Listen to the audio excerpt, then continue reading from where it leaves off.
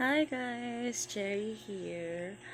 Wala, may mo lang ko video kasi I've been planning to ever since my friend gave me a product. I've been planning to create a review. Kay super trending gini siya sa Facebook. Like I've been seeing this sa news feeds for a month. So, sobra na pila na kabulan nga trending gid siya nga damo-damo naga-review, damo-damo ka-try pampudol.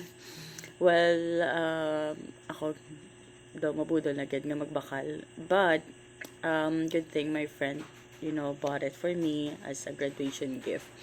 So, gusto ko mag-review. Kala ko, wow, grabe naman ang mga review. Very promising, good. So, let's see if it will work. So, this is the product, Freshini.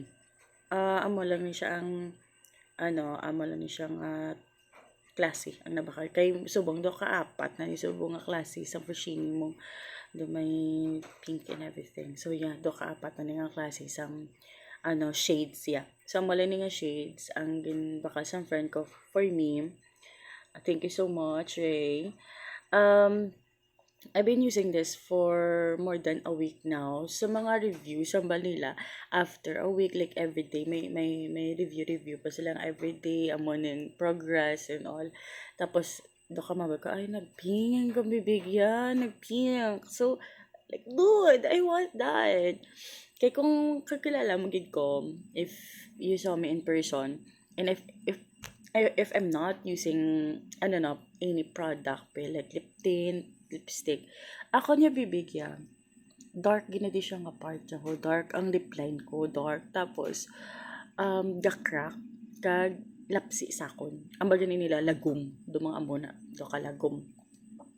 So, I've been looking sa product nga at least malighten niya malang balahaw. Kung hindi man gid siya mapa-pink, which is very hard naman, especially sa akong skin color, no? Super morena. So, very promising of Freshini, and I mentioned it to my friend, and she's so good. Nga ginbakla niya ko, amo ni. And, amambal ko lang, well, ang mga review nga 7 days, pink daw yung nila bibig. Well, I don't know, probably because of their skin color, pink dayon. Kaya sa akon nga natabo naman niya is wala. I've been using this every day. Every day kay before going to work, going to sleep, like like every good, like sa isa ka adlaw guro kapila ka bisis kay antes ko mag lipstick gabotan gid ko ni gamo na kay para syempre para mag-epekto man no. Ang sa ako na natabo is, at least na-lighten niya. Na-lighten niya ang lip line ko. So, my graduation is June 29. This was given to me, I think, few days after. So, let's say, wala pagid siya nabulanan sa akon. Yeah, because today is just July 20, I believe 22nd. So, wala pagid siya nabulanan sa akon. So, ang effect kaya is, nadula iya ang nalighten niya ang lip line ko. Hindi na nga super dark kid. I don't know kung tanan. So hindi na gid siya super dark as it is before. And then ang crack ya, ang the best kid is ang crack sang bibig ko. Nadula. Kay like whenever nga magbutang ko ni, smooth sa dayon. And then sa lower part ko instead nga super lagom, at least kaya siya, a little bit pink. Pero hindi siya nga ampres sa mga reviews ko, super pink no. So sa skin colors ko, amo na kung morena ka, hindi siya nga super good, ma-pink. Pero at least na lighten niya. And then, amo na siya magamit no. We're just going to press it. Okay. And then, ang nami pagdiri sa is may cooling effect. Nakibot ko ni pagbutang kay sa nagkatan ako reviews.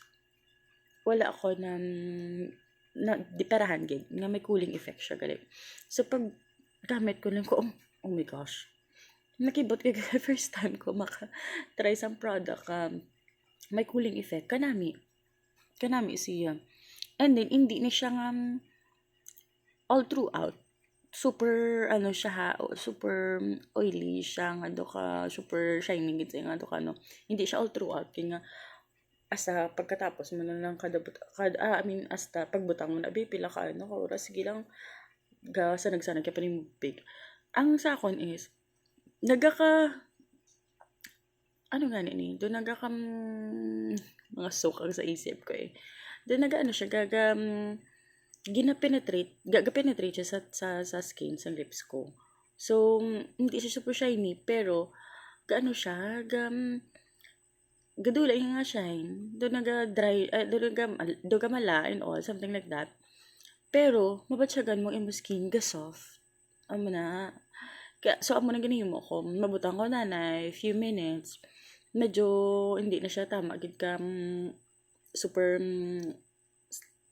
shiny. Super white ba, no? Amo na pagbutang ko sa lipstick. So, ang na-notice ko, magbutang kapag sa mga matte lipstick, lalo na mga matte lipstick na get dry, imo bibig pagid. Get dry. Pero kung kung butangan, magani siya danay freshini. Nami siya, kaya wala siya get dry. Smooth lang yapon yung bibig. So, I would highly suggest nga kung magamit ka muna, especially if you're working at corporate, no? Or biskin din ka man work, malakad ka man. Kung gusto mo mag-lipstick sa mga pack na mga lipstick, much better nga magbutang ni danay. Para ma-hydrate yung danay yung mga lips, ma-protect yung danay yung lips. And then, antes ka magbutang sa mga product nga, mga, let's say, mga dumang iso nga product nga maka-damage. Kaya mo man isa sa mga reason nga nag-dark ang akon nga lips is mahilig ko mag-lip tint. Halin sa una, mahilig ko mag-lip tint, tapos kung sa office ko, malip tint, gabakal ko sa mga dark na mga klase ng lipstick, malsiban, bagay sa akon.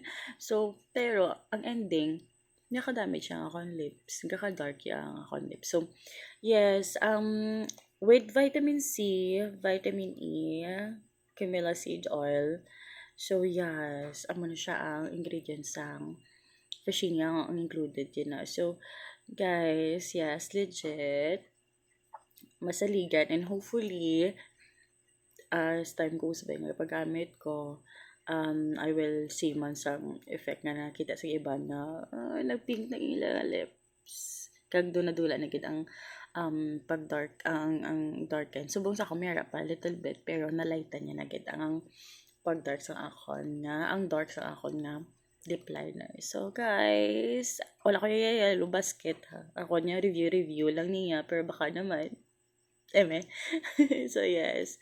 Legit. Thank you, Ashing. Kasi Ashing, gining TikTokers ang nagpabudol sa akong kay Permini sa gago. Tapos, cute si mo.